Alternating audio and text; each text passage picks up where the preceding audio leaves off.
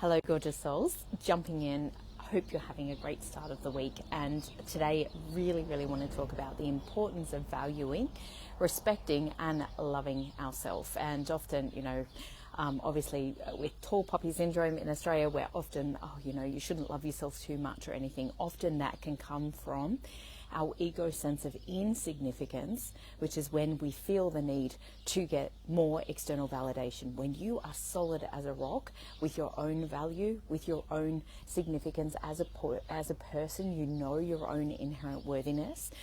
We don't need to be necessarily, there's nothing wrong with that. However, we don't need to be outwardly trying to gain that from others by sharing all the things that we're excelling in or how we're feeling significant as a way of trying to get that. Now, my whole reason, literally, for jumping in and doing this video is I've been working through deeper layers of guilt and shame for myself as well. Now, these are the underlying things that can sometimes come up. Shame often biologically is the same thing as feeling freeze in our nervous system. So we can often, when we feel a sense of shame, we'll often definitely have a story or a narrative in our mind that is, where we feel that we're not good enough or that we're failing in some way, shape or form. We all, as humans, that is our biggest fear, that we're not good enough. And secondly, because I'm not good enough, whatever our flavor is, and I'll explain that in a second, but the fear is I'm not good enough, and because I'm not good enough, I won't be loved. And so depending on how we were influenced growing up as a child, we may have different ideas or different flavors of how that not good enough sometimes shows up. It might be I'm not thin enough, or I'm not pretty enough, or I'm not smart enough, or I'm not successful enough, or I'm not good enough at making friends, or there's so many different ways that this can actually affect us and kind of permeate through our whole being. Often whatever we were shamed for as a child, we take that in, and I know even for myself of being able to express my emotions. I was often sent to my room told to come out when I was happy, and so I learned to be ashamed of my emotions. So there's lots of things that we can have shame projected onto us as a child where we take that in. And then we feel wrong, we feel bad, we feel that we're not good enough as a person. So healing this is absolutely critical to our own well-being. It's critical to our energy, to our life force energy. When we're in a state of shame, the frequency in Hertz energy is literally 20. Unconditional love is 600 and enlightenment is at 1000. So that just, anger even is around 120 Hertz in terms of the frequency of where we're operating at. So shame is a very dense, is a very difficult feeling to experience, and often, we can be living in that, and certainly I lived in a state of shame for a very long time and had no idea that was actually, it was so familiar to me, it was so normal to feel that way that I didn't realize there was a different way of being.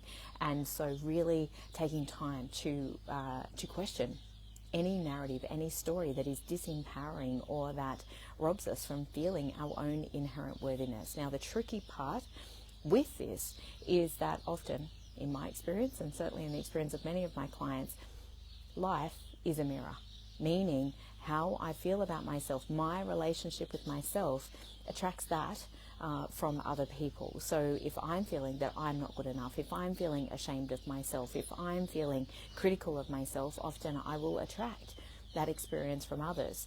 If I'm noticing my value or appreciating my value or appreciating what I like, love and appreciate about myself, often I'll see that reflected back to me from others as well. However, what we've been taught is that we need to look to the external first. So that's where we've been heavily anchored or heavily hardwired into looking for our parents' approval, looking for siblings' approval, looking for teachers' approval, looking for our colleagues' approval, looking for every other form of approval outside of ourselves. And it teaches us to try and see ourselves through other people's eyes, which often has us twist and contort who we actually are as a person, trying to please others. And it betrays us, it makes us abandon our most authentic core self for the fear that we'll be rejected if I'm my true self from that particular place. And this is why loving and valuing ourselves is absolutely critical for our own well-being, for our own sense of happiness, and to align us with more of the things that bring us energy and bring us joy in life. and have us in the right place at the right time with the right people doing the right things. And when I say right, I'm absolutely not talking in a moral context. I'm talking in what lights your heart up, what brings you the greatest well-being, what brings you the greatest joy. All of these things are so incredibly important. So I'll drop the link below. I have created years ago, it is still one of my favorite courses that I've ever created, which is the Warrior Self-Love School. It is very much around how to actually really start to love, value and appreciate yourself, and how life often can be that difficult mirror for us in our life. And so the more that we can work with this within ourselves, the more we shift and change the internal belief systems, the internal narratives that we've held about ourselves, which perhaps are disempowering us or make us feel like rubbish, then we can create and experience a different external reality. And I've certainly experimented with that theory a lot over my own life, and it is true on every single level. It is wild how quickly things can shift in our external. One other quick thing, as I mentioned, I'll pop that link below for you. If that resonates for you, please feel free to jump in, access that course, get started straight away, because healing these things is so important for our well-being. As I mentioned, physical, mental, emotional, spiritual, and the quality of your relationships 100% will come back to how you feel about you. We accept, or we experience what we tolerate in life. And if our self-worth is very low, or we've been used to getting breadcrumbs, that will feel really difficult for us, particularly in relationships as well. So when we set the bar a little higher for ourselves, when we love ourselves a little bit more, we will naturally have higher standards when it comes to the behaviour that we tolerate or we accept from others as well. And of course, there's we need to be communicating our needs lovingly, compassionately, creating healthy boundaries, all those things. I've got my Healthy Boundaries course as well. If that resonates for you, just drop boundaries below and I can send you the link. But really speaking into, obviously, the importance of self-love, self-value is so critically important. And if you want a journaling question that will really help you to understand what this actually is for you, because many people kind of say to me, well, I don't actually know what self-love is. Self-love can be a feeling as well as an action.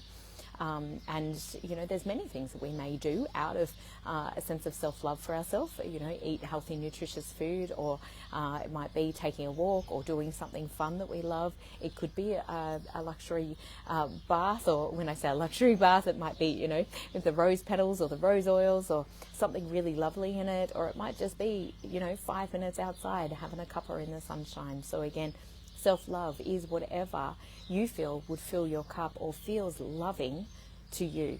If somebody else were to do that, and that can be a great question too, what would I like from somebody else in order to feel loved? And then you can take that action and do that for yourself as well. It's a really powerful way. I have so many different kind of journaling things, but the one that I found most powerful, if I was truly loving, valuing and respecting myself at the highest level, what would I choose to do differently today? Or what would I do maybe for myself today? So those sorts of questions can be so powerful, even just asking yourself that once a day. And if you cannot do that immediately, it may be something that maybe, you can implement on the weekend, or maybe you might book that in for a month's time, if it's, going and getting a facial or having a massage or taking a holiday, or again, some things we can't implement immediately, but take notice of that. And the more that you implement those things, now you're showing up as somebody who is loving, valuing and respecting themselves at the highest level. So lots of love to you all. I hope that's been helpful. Pop any questions that you have below as always, and have an amazing rest of your day. Lots of love. Bye.